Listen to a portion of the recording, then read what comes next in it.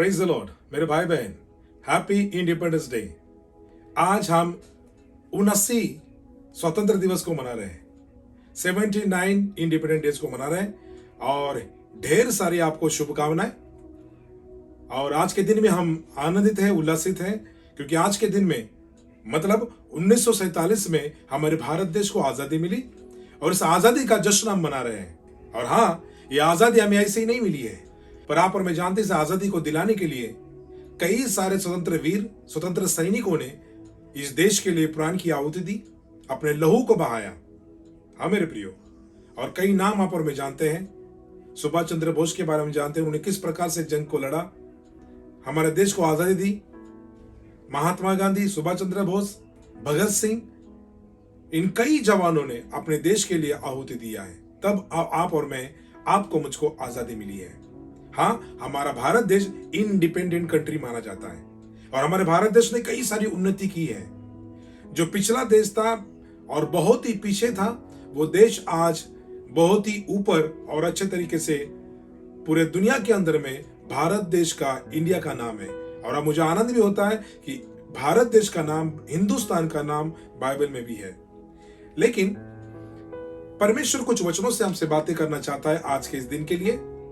और परमेश्वर ने आपको मुझको एक आज्ञा दी है, चाहे आप किसी भी कंट्री के रहो, किसी देश के रहो, प्रभु ने एक आज्ञा दी बाइबल के अंदर में सभी प्रार्थना करने वालों के लिए। और पहला तिमोथी उसका 2 अध्याय 2 पद में 3 पद में कहा कि तुम अपने देश के नेताओं के लिए प्रार्थना करो। परमेश्वर ने आपको मुझको आज्ञा दी है कि आप और मैं अपने देश के लिए प्रार्थना करें। यह हमारा सौभाग्य है, जिस देश में हम रहते हैं उस देश के लिए हम प्रार्थना करें, उस देश के लोगों के लिए प्रार्थना करें, उस देश के कानून कायदे के लिए प्रार्थना करें, उस संविधान के लिए प्रार्थना करें। हमें बहुत अच्छा संविधान हमारे भारत देश में मिला है कि हर कोई व्यक्ति स्वतंत्र है, अपनी भाषा से, अपनी बोली से, अपने भक्ति से, अपने धर्म का प्रचार से, अपने धर्म की बातों का अनुसरण करने के हर बातों के लिए हर व्यक्ति आजाद है। तो हम अच्छी कंट्री में, अच्छे देश में आप और मैं रहते हैं और ये देश हमें परमेश्वर ने दिया है। Praise the Lord. तो प्रभु कहता है अपने देश के लिए, देश के नेताओं के लिए, राजनीतिक लोगों के लिए प्रार्थना करें, राजाओं के लिए प्रार्थना करें। बाइबल कहती है कि परमेश्वर राजाओं का मन पानी के बहाव के जैसे मुड़ाता है और राजाओं के मन को परमेश्वर मोड़ देता है। हाँ मेरे प्रियो, और प्रभु कहते हैं कि अपने देश के लिए प्रार्थना करो। और एक वचन आपके सामने पढ़ना चाहूंगा। पहला पत्र 2:16 में ऐसा लिखा है, और अपने आप को स्वतंत्र जानो, पर अपनी इस स्वतंत्रता को बुराई के लिए अड़ ना बनाओ, परंतु अपने आप को परमेश्वर के दास समझकर चलो। हालेलुया। कई लोग इस स्वतंत्रता के पीछे, उस आड़ के पीछे चुपते हैं और अपनी मनमानी करते हैं, पर प्रभु को वचन कहता है हमें जो स्वतंत्रता मिली है उसका हम गैर फायदा ना उठाएं। और भारत देश को हमें आजादी मिली है, स्वतंत्र तो हुए हैं, लेकिन मेरे प्रियो, हमारे आत्मिक जीवन के बारे में क्या, हमारे स्वाभाविक जीवन के बारे में क्या?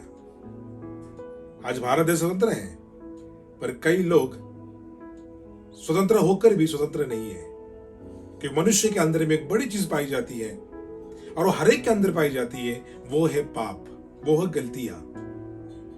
और आपको मुझको पापों से छुड़ाने के लिए, पापों से बंध मुक्त करने के लिए, पापों से आजादी देने के लिए प्रभु यीशु मसीह संसार में आया। और प्रभु यीशु मसीह ने आपके लिए, मेरे लिए उद्धार के लिए, अनंत काल का जीवन मिलने के लिए, आत्मिक और शारीरिक कई प्रकार के आशीर्वाद और आशीष मिलने के लिए प्रभु यीशु ने आपके मेरे लिए क्रूस पर खुद को बलिदान किया।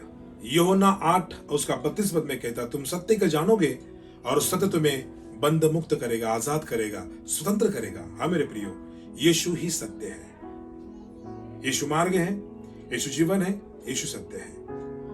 अगर हमें सचमुच अपने स्वभाव पर, अपने शरीर पर, अपने आत्मिक तौर पर सचमुच आजादी चाहिए हमें।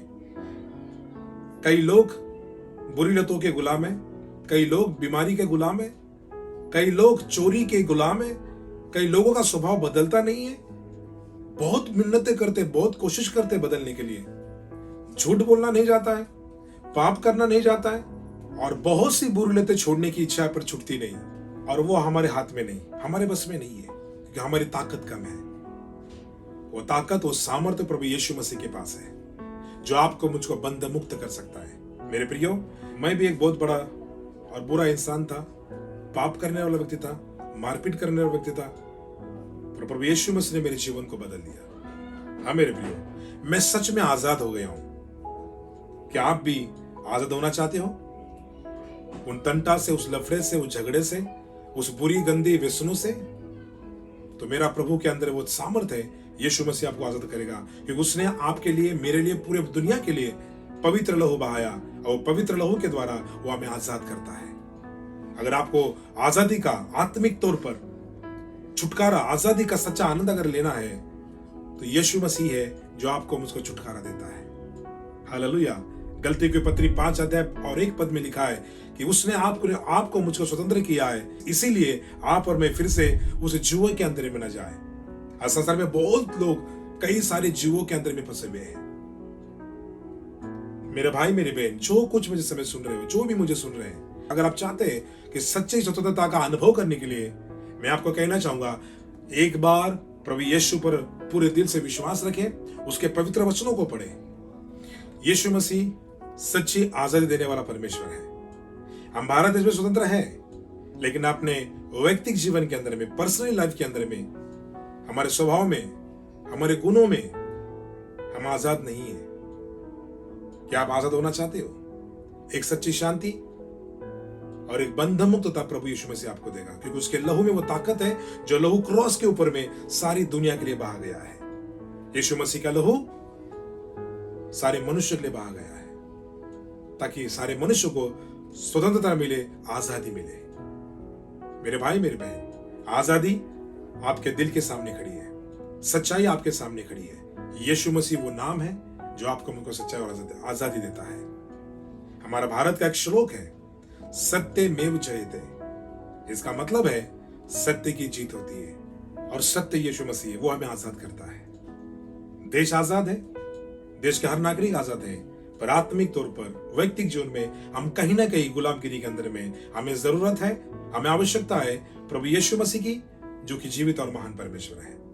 मेरे प्यारे भाई बहन, अगर आपको यीशु मसीह चाहिए, तो वो आपकी सच्ची स्वतंत्रता आपके जीवन में लेकर आएगा। अगर आप चाहते हैं सच्ची आजादी यीशु मसीह के द्वारा, तो ये 79 इंडिपेंडेंट डे आपके लिए आशीष होगा। बस आपको एक ही काम करना है, कहना है, प्रभु यीशु मसीह, मेरे गुनाहों की, मेरे पापों की क्षमा कर और मुझे आजाद कर। वो आपको आजाद करेगा। God bless you and your family.